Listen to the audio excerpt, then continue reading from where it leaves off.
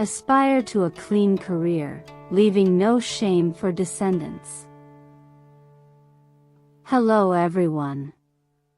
Welcome to Encountering Chinese, Case Stories, Cases Judged by Bao Gong.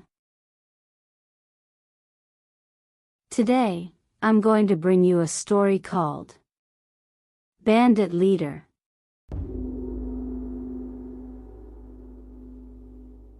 Once upon a time, there was a diviner in Pingliang Prefecture who was reading fortunes in the marketplace, attracting a large crowd.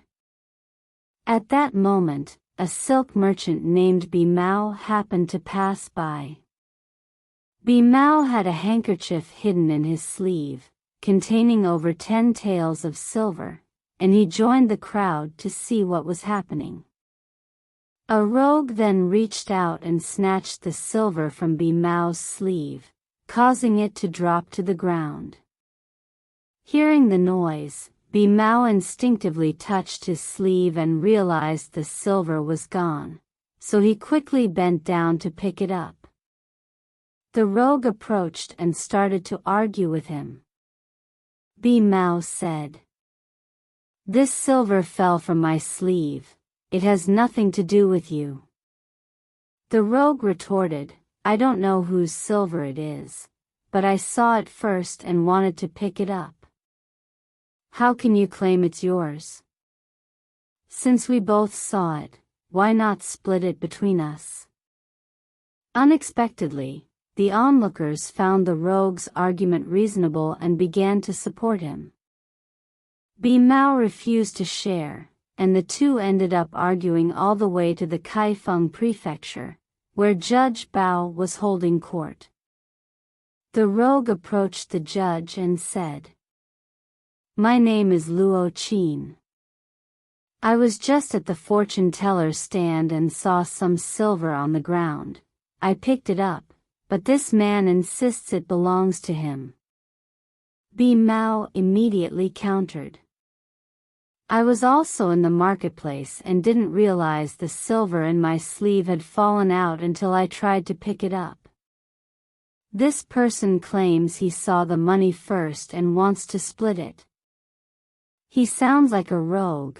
Perhaps he cut my sleeve to steal the silver, and it accidentally fell out. I had both my hands clasped together, so how could it have easily fallen out?" Luo Qin retorted, "If that's the case, your sleeve should be torn. Why don't you check if your sleeve is damaged? Besides, I was selling tin with my family in the marketplace. I have my own capital, so how can you say I'm a rogue?" Judge Bao had years of experience interrogating suspects and could often judge their credibility just by looking at them. He glanced at Luo Qin and noticed his evasive gaze, leading him to suspect that Luo Qin was not telling the truth. To verify further, Judge Bao ordered the constables to investigate Luo Qin's family's business transactions at the marketplace. After the constables conducted a thorough investigation at Luo Qin's home, they found his claims to be true, and his family's business records were clear, so they stopped doubting him. Judge Bao then asked Bi-Mao, "Since you claim the silver is yours, do you remember how much it weighed?" Bi-Mao replied, "I just grabbed some silver when I left home to buy things in the marketplace and didn't count how much there was." Judge Bao then instructed the constables to find the two fortune tellers who had been nearby to question them. They pointed to Luo Qin, saying, "He saw the silver first." They then pointed to Bi-Mao, saying, "He picked it up first." Judge Bao asked, "If Luo Qin saw the cloth bag first, how do you know that?"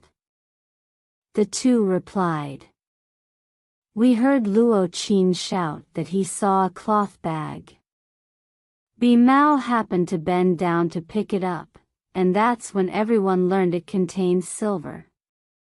That's when the argument started.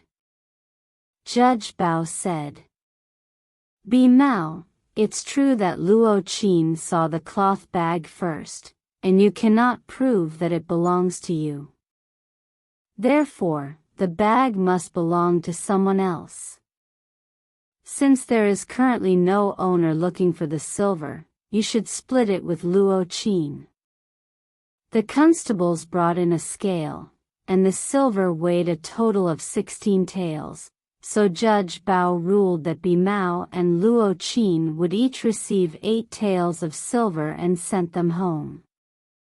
After a while, Judge Bao immediately called in the doorkeeper, Yu Ji, and said, "Follow these 2 men and see what they say."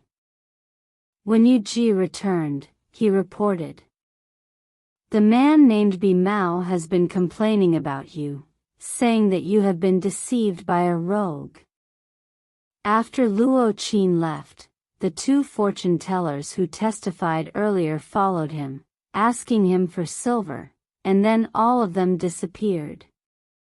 Judge Bao then summoned a young constable named Ren Wen, who was unfamiliar to him, and instructed him and Yu Ji.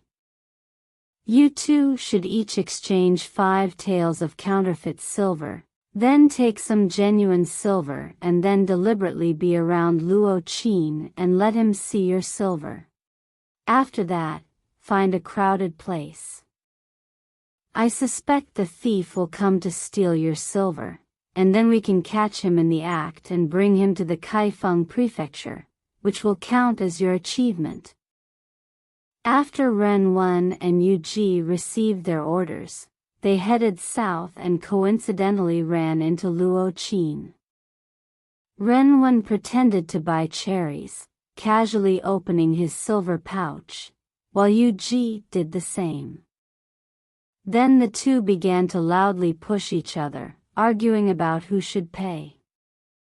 After buying their cherries, they went straight to the busy Dongyue temple to watch a performance. Yu Ji, whose main job was guarding the door, was not very alert and, before he knew it, his silver had disappeared from his sleeve. Ren Wen, well-trained, feigned interest in the performance but kept a close eye on the silver in his sleeve, always ready to catch the thief. Before long, the crowd around them grew larger, and it became very crowded. Suddenly, Ren Wen felt someone behind him touching his sleeve, causing the silver pouch to slip out. He immediately noticed what was happening and shouted, "Thief! Thief!" However, the crowd continued to swell, and the scene became chaotic. When Ren Wen turned to catch the thief, the person slipped away like an eel. With no other choice, Ren Wen grabbed the 2 people next to him and sternly said, "Judge Bao sent us to catch the thief, but now the thief has escaped, and you must take responsibility. Come with me to explain to Judge Bao." The 2 angrily replied, "You just shouted that there was a thief, and we were going to help you catch him, but there were too many people, and we couldn't catch him. Now that the thief has run away, what good would it do to meet Judge Bao?" Ren Wen responded, "It's not that I'm being unreasonable, I didn't complete my task. I just want you to be witnesses and tell Judge Bao that it's not that I didn't try to catch the thief, but that there were too many people, and I was helpless." At that moment, others nearby heard that the constables were investigating a case, and they rushed over to help, bringing the 2 men before Judge Bao to explain what had happened. When Judge Bao saw the 2 men, he asked for their names. One was named Zhang Shan, and the other was named Li Liang. Unexpectedly, Judge Bao glared at them and shouted, "Why are you 2 helping that thief? Since you let him go today, I will punish you in his place." Zhang Shan defended himself, saying, "There were just too many people at the performance, and we didn't know who stole the constable's silver. Why are you blaming us without investigating?" Judge Bao replied, "I will not make a mistake. One of you is surnamed Zhang and the other is surnamed Li. One of your names is Shan, and the other is Liang. Those names clearly sound fake. You don't seem like good people either. Since the constables brought you here, you might as well confess and accept your punishment."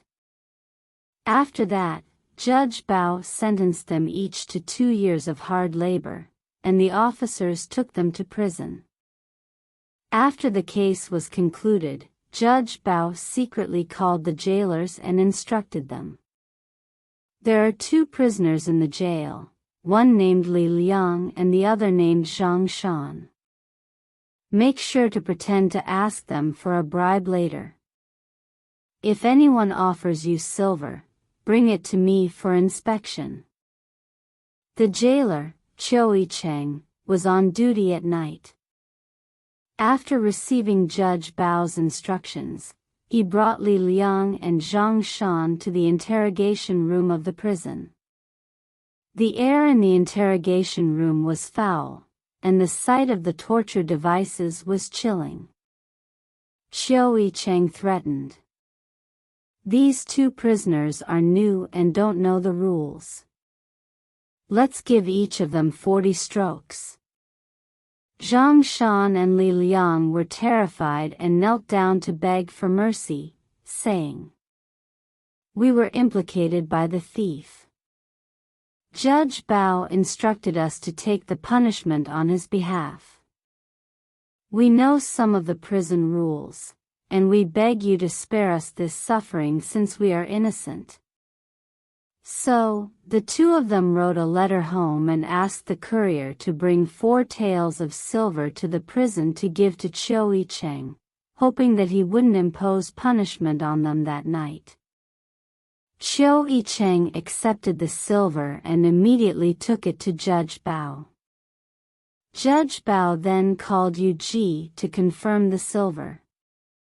Yu Ji said, "This is the fake silver that was cut from me by the thief at the temple today. You can see I left some traces on it." Therefore, Judge Bao ordered Choi Cheng to bring Zhang Shan and Li Liang back to the main hall. Bao Gong asked the 2, "Who can tell me the name of the thief who stole Bi Mao's money a few days ago? If you tell me, I will spare you from punishment."